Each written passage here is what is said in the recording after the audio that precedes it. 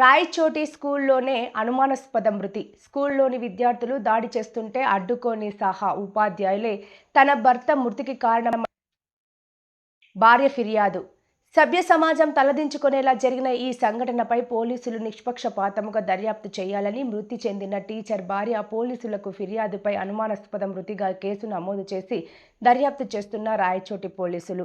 Kothapalli Urdu ZP హైస్కూల్లో టీచర్గా పనిచేస్తూ ఎజాజ్ తరగతి గదిలో అల్లరి చేస్తున్న విద్యార్థులపై చేయి చేసుకున్నాడని వివాదం అయ్యి స్కూల్లోనే విద్యార్థులు టీచర్పై తిరగబడి కొట్టడంతో అపస్మారక స్థితిలోకి వెళ్ళగా ఓ ప్రైవేట్ ఆసుపత్రిలో చేర్పించాక నాకు ఫోన్లో తెలియజేశారని, నేను ఆసుపత్రికి వెళ్లేసరికి పెద్ద ఆసుపత్రికి తరలించాలని వెల్లడించడంతో ప్రభుత్వ ఆసుపత్రికి తీసుకెళ్లితే అప్పటికే మృతి చెందినట్లు తెలియజేసిన వైద్యులు మృతదేహాన్ని ఇంటికి తీసుకెళ్లితే మృతదేహంపై గాయాలుండటంతో జరిగిన విషయం కనుక్కొని పోలీసులకు ఫిర్యాదు చేశారని. సార్ మా ఆయన కొత్తపల్లి స్కూల్లో పనిచేస్తున్నాడు సార్, టీచర్గా, పిఎస్ టీచర్గా, రెగ్యులర్ టీచర్ సార్. మీరు కనుక్కోండి, ఎవరికి కూడా ఎటువంటి టీచర్ అయితే మనస్ఫూర్తి లేవు. పిల్లల్ని ఎవరో ప్రొవోక్ చేసి చంపేసేస్తున్నారు.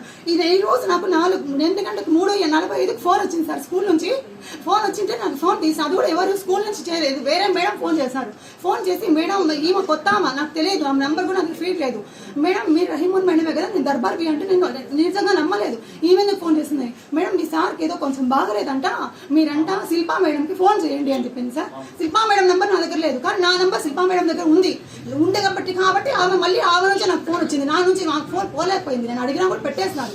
ఆమె ఫోన్ చేసి, మేడం మీరు కేర్ హాస్పిటల్ తొందరగా వెళ్ళండి అని చెప్పినారు సార్. అక్కడ వెళ్ళి చూస్తే మా ఇట్లా పండ పెట్టేసి అన్ని వైర్లు కట్ చేసినారు సార్. ఈసీజీ అని అన్ని తీసేసి ఆడ పల్స్ రేట్ రావడం లేదు సార్. నేను చూసి మొత్తుకుంటున్నా సార్ డాక్టర్తో, సార్ పల్స్ రేట్ లేవు, ఏంది సార్ పరిస్థితి? ఏం కాదమ్మా, ఏం కాదు, బాగా అయిపోతుంది, ఈమెను బయట తీసుకుపోని అంటున్నారు సార్.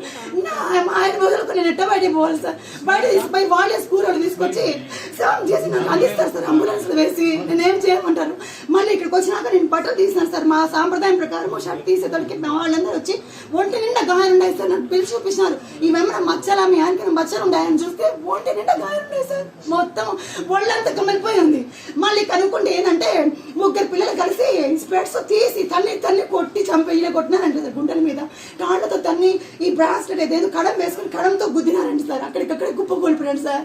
వాళ్ళు అంటారు, హెచ్ఎం వాళ్ళు అంటారు, కాదు పిల్లలతో సంబంధం లేదు, ఆయనకి బాగలేదు, హార్ట్ అటాక్ సార్. మా ఆయనకు 42 సంవత్సరాలు, ఎటువంటి చెడు అలవాటు లేదు సార్. మేము 6 నెలలకు ఒకసారి మెడికల్ రిపోర్ట్స్ తీసుకుంటాం, ఎందుకంటే పిల్లల కోసం ఎన్నిసార్లు రిపోర్ట్స్ ఉన్నాయి మా దగ్గర, ఎన్ని సంవత్సరాలు 15 సంవత్సరాల రిపోర్ట్స్ ఉన్నాయి. ఒక్క రిపోర్ట్లు కూడా మా ఆయనకి బీపీ అని కానీ, షుగర్ అని కానీ, థైరాయిడ్ అని కానీ, బ్యాడ్ కొలెస్ట్రాల్ అని ఒక్క చిన్న రిపోర్ట్ లేదు, రికార్డ్ లేదు సార్.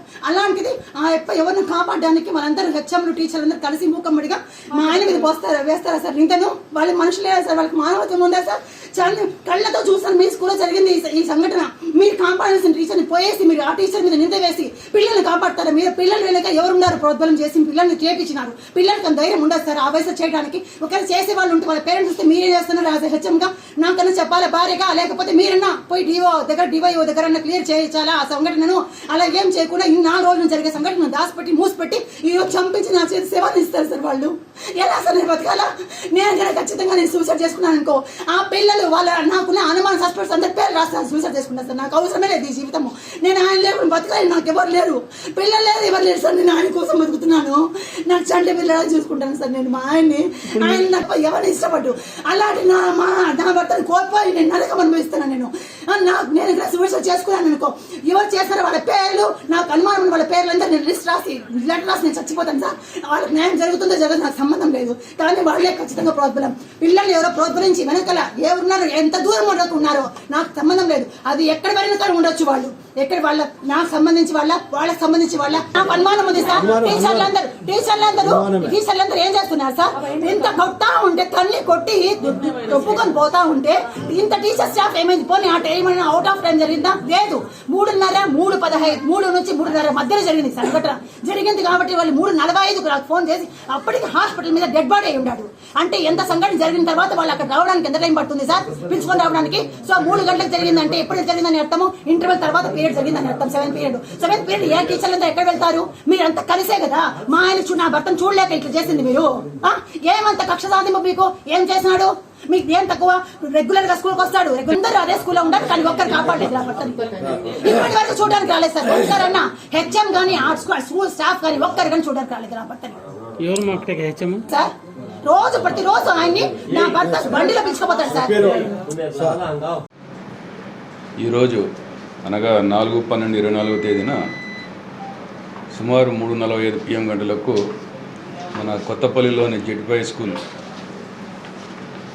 ఉర్దూ మీడియం సంబంధించి అక్కడ ఫిజిక్స్ టీచర్గా పనిచేస్తున్న అజాజ్ అహ్మద్ గారు చనిపోయాడని చెప్పి అతని భార్య షేక్ రుహమాన్కి అతని యొక్క కో టీచర్స్ ఫోన్ చేసి చెప్పడంతో ఆమె హడావుడిగా కేర్ హాస్పిటల్లో అతను చేర్పించడానికి తెలిసి అక్కడికి రావడము, తర్వాత డాక్టర్స్ పరీక్ష చేసి అతను చనిపోయాడని చెప్తే అతని డెడ్ బాడీని మళ్ళా వాళ్ళు ఇంటికి తీసుకుపోవడం జరిగింది.